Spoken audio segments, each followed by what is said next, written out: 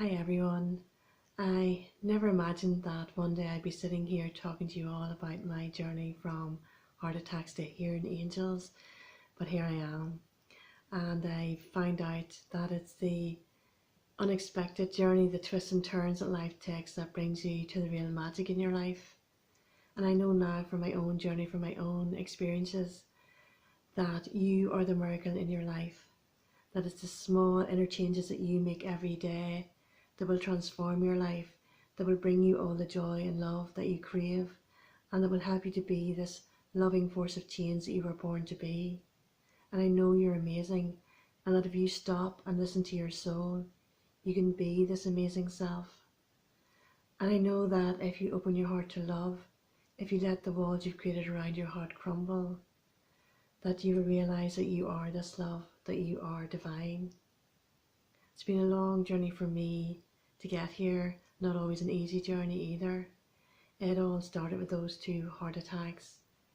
And before my heart attacks, from the outside everything looked great. I was earning a fantastic living as a screenwriter. I had a London agent. My second poetry collection was coming out, at a lovely house, a loving marriage, everything seemed great. But inside I was empty and dead, and I didn't know how to change, what to do. All I knew was to keep the mask on and to keep going. So when I ended up in hospital after that first heart attack, it didn't change my life, because I kept trying to keep all those balls in the air, tell my agent I'd be out soon to do that script, tell my publisher that it was okay to go ahead with the book, and just kept going in the old ways. 5 days later, I was being wheeled down to the theatre having a second heart attack, and I had a beautiful moment of epiphany then, where I just knew that if I had had enough of this life, if I'd had enough of the pain, I could close my eyes and drift off, and that I would go on, that this body would go, but I would go on somewhere else, and it would be that easy and simple and peaceful and beautiful. And I took a moment to think about that, but I knew that whatever I was here to do, that I hadn't done it. So I made the decision to stay and to find out what that was, and to try and do it. But that wasn't the moment my life changed either. That was the moment I just stopped to listen to my soul. In fact, I was forced to stop and listen. I just had to stop and start again and trying to figure out how to live this life. And I suppose I started out in that journey by trying to follow my joy, trying to follow what made me happy. Because in the back of the ambulance, all I could think of was the wasted time when I could have been having fun. So I went to singing classes because I'd always wanted to sing. And then I went to a shamanic day because I'd always thought that sounded interesting, and I'd been doing some shamanic meditations myself. And that led me to angel classes, and that led me to stumble onto my spiritual path. And through all that, I found that I had a real natural ability to connect to my spirit guides and angels. And I found that I could hear them speaking to me. And as my meditations progressed, I could also hear other beautiful teachers like Jesus and Mary Magdalene and the Divine Light all speaking to me. But again, that wasn't the miracle moment that changed my life either. And I also had some very physical miracles along the way, which I'll share another time. But it was not any of those that really caused the deep change within me.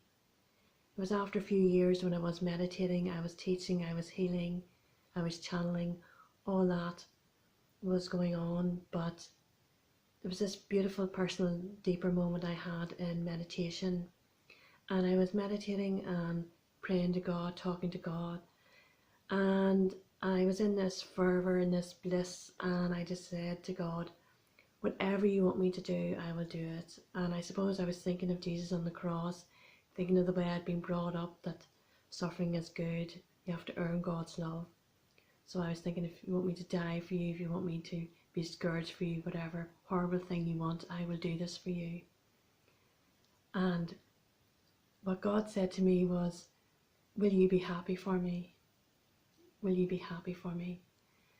And my response to that was hesitation. After promising to do anything, the one thing I wasn't sure I could do was to be happy. And that was the moment my life changed. That was the moment when I saw the truth of how I'd been brought up and how I felt. That was the moment when I went back to being that 7-year-old child, trying to be the top of the class in spelling because I felt I wasn't good enough. That was the moment I went back to being that teenager who felt like she didn't belong anywhere, who felt like the world was falling apart, and who just wanted to kill herself. That was the moment when I went back to being a younger woman and wanting to have children, being told it wasn't possible, going back to that moment of joy when I found out I was pregnant, and that moment of utter devastation when I knew I was going to lose my baby. All those moments came back to me, and I realised that I could let them go.